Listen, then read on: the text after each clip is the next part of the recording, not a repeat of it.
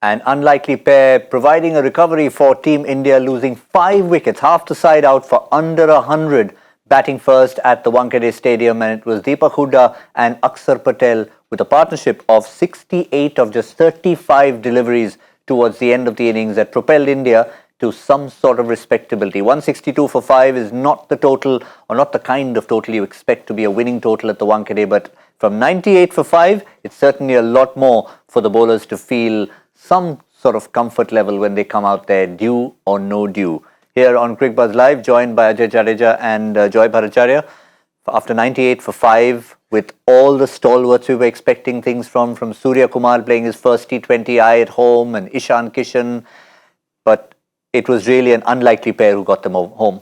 Yeah, I mean, Deepak Hooda has done it time and again, and Akshar Patel shown his skill with his batting, but I mean, they've done whatever they could. But by the time they came together, I think it was all gone long before that. What you got at the end is what you expect. Maybe, if the guys who were batting earlier had carried on, probably get 10, 15 more there. But you're probably at, 30 odd short at that stage. So India would take what they got from them, but they'd be disappointed with the top order. Other than Deepak Hooda, the only person who came close to a half century was Kasun Rajitha. and he bowled a really good last over for just 6 runs. So it's an interesting one, because the one big problem with this is that it great burst for India, but it also showed that the pitch had no devils at all. It's not that the batsmen up front had, it was a difficult track to bat on. And that would, the Sri Lankans would look at it and say, the way they bat it, there are no devils there. Of course, there doesn't seem to be much dew either, which is a good sign for India, but there's nothing there to scare the batsmen. 165 is hardly, if at the start of the match you told them 163 is what you're chasing, they take it. It was actually 13 of that last Rajitha over. I think a couple of dot deliveries got you all excited about. Sorry. Compared to everything else, it was... of course, he comes back for the last over. Yes. The 4 of Hooda, and before that... Sorry, 6, he got his third over went for 6. His third over went for less, yeah. But otherwise, if you have to really assess Sri Lanka, they were clever in the middle stages. When we started off, 17 for no loss after 1 over, we were like, okay, Ishan Kishan's come to the party. Let's go and quickly watch the fireworks, and there weren't too many. Yeah, because we started off brilliantly and you expected to get anywhere close to what we were, hoping that India would get to. But it was that over from Tikshana that probably changed everything.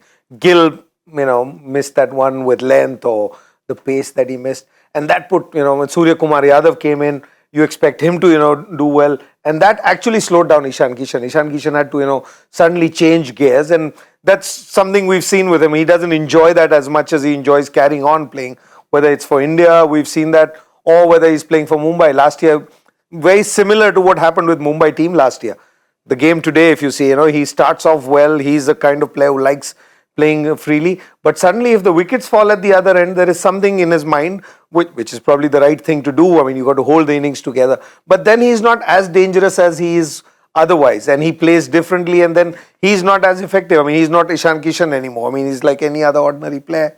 And then he just goes into that shell, and then eventually he, gets out as well. So it was the wickets at the other end that, forced Ishan Kishan to play like that, and that's when you got into trouble. When the captain joined him, it was strange, because initially when he came in there, you could see Hardik Pandya going, listen, express yourself, this is the way we play. After that, in the 10th over, when Rajitha came back, he hit him for a 6 and a 4, and suddenly Hardik went, that's enough, that's it, now just play. And you could see Ishan Kishan suddenly playing within himself, almost playing an aggressive defensive shot, which was not him. No, absolutely. And then that bunch of wickets there, Ishan going, Hardik going, you take a look at it. That 5.2 in 11 to 15 is the story of the match so far, and that's a differential. You would have survived with 6.83 and 8.5, but those extra 15-20 runs that we left on the table in that 5.2, I think that is the big one that's going to be an issue out there, because those are the 15-20 that would have taken us to 185, 190, which would have possibly been the kind of target you think would be a fighting total on this pitch.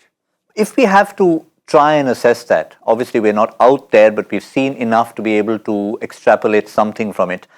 Was it something not a very typical Wankhede surface, or was it just cleverness from Sri Lanka that led to one dismissal and then another?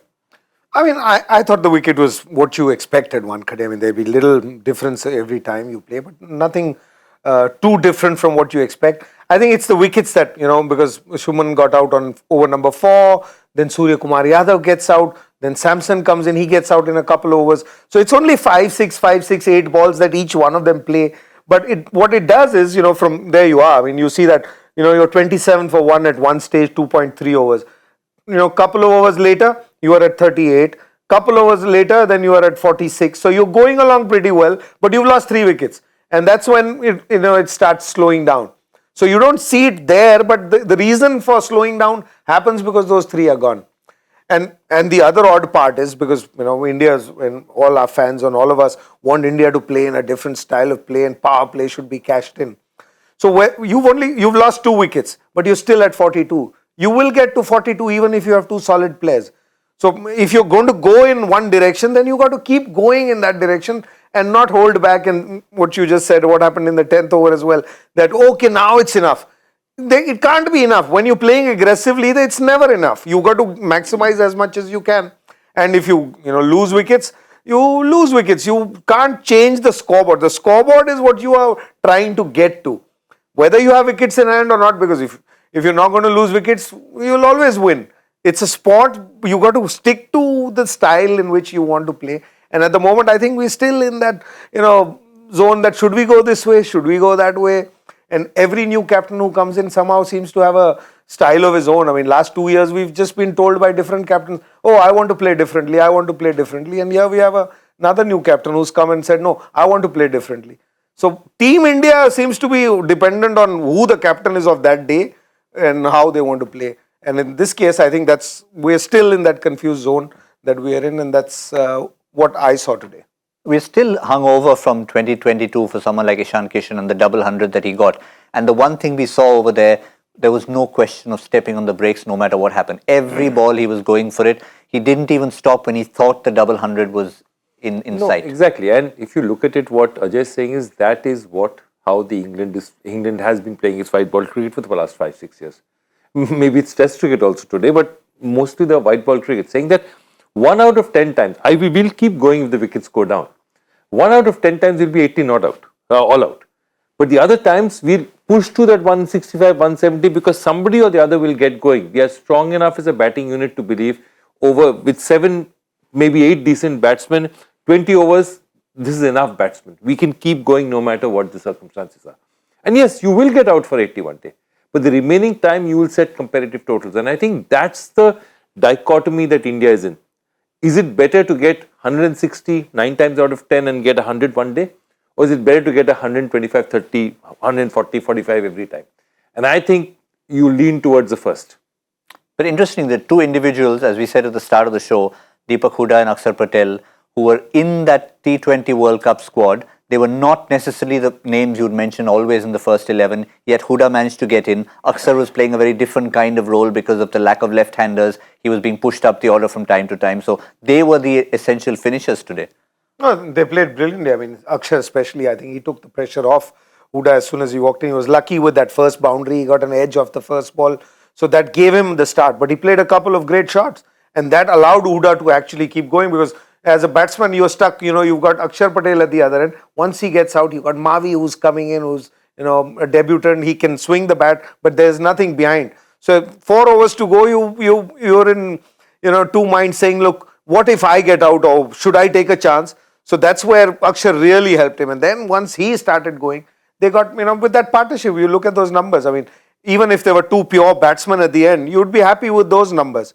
So they did everything that they could. But I felt that it was just a bit too late by the time they did, because even for them to start, they had to wait for a couple overs, and it's a 20-over game. In this 20-over game, it's 2 overs is 10% of the game. So you can't lose that 1 over or 2 over wherever it is. So if you have clear mind, as Joyda just said about how England's playing, then you are probably going to be successful more often than thinking and playing this game. Because this game has to be played totally differently. There is only 120 balls to play. And, if you waste 5 each with 4 batsmen, that's 25% of the game. Let's quickly look before we wrap up and have a look at Sri Lanka's bowling and see what India can take out of this with the attack that they have. They've got all-rounders in terms of spinners. We've seen them perform with the bat.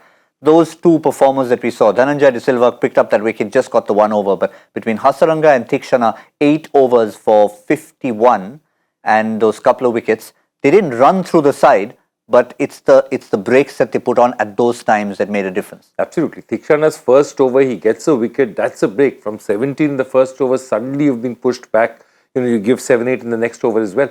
I think that was crucial, and Hasaranga is just so consistent. He comes in, now they try and bowl him. If they use Tikshana as their emergency up front, and then between overs 8 and 14, he comes in, the kind of pressure that he puts on you, and that's the strangulation in the middle of that 11 to 15, that's Hasaranga for you, and a Tikshana over. They've just strangled it out there, that 5.2 run rate. And I think India doesn't have that kind of bowler. Okay, today, you're using somebody like an Umran Malik, who's more like a breakthrough bowler in the middle, rather than, he's not going to be the kind of, we are not trying to hold in the middle. Perhaps, Chahal might try and do that, but even Chahal is not as economical a bowler today in international cricket like, say, a Hasaranga is, but very different roles. We try and get more wickets, but we'll approach it very differently from the way those Sri Lankans did, and I think they do an amazing job for their team, those two spinners. One final thought. Okay. No, you can go ahead. I just wanted to add to what Joyda said. And just a thought, because I think it's becoming very easy against India when the other teams are playing India.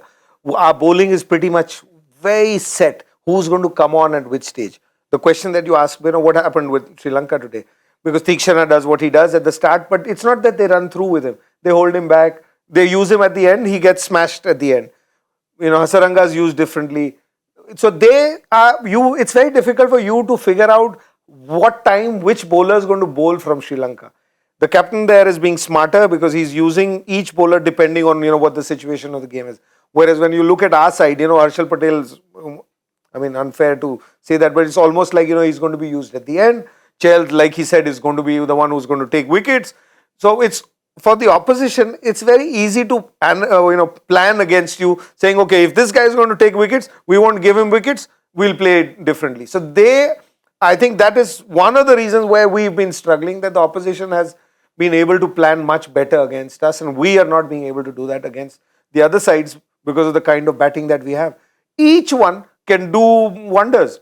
So everyone's, your inning is going only at one pace, which the opposition is probably, they figured us out much better than we being able to figure out oppositions. Well, very pertinent words from Ajay Jadeja to finish the show, because Team India probably heard what he said even before he said it, because it was not a predictable first over from Team India. The captain took the ball himself. Hardik Pandya bowled the opening over, even had Pathum Nissanka dropped. But at least India look like they're thinking differently. They'll have to put all their guns in there to try and defend a total that looks to be well below par. We'll pick it all up on Cricbuzz Combox in the 10th over during the run chase. For now, that's all on Cricbuzz Live.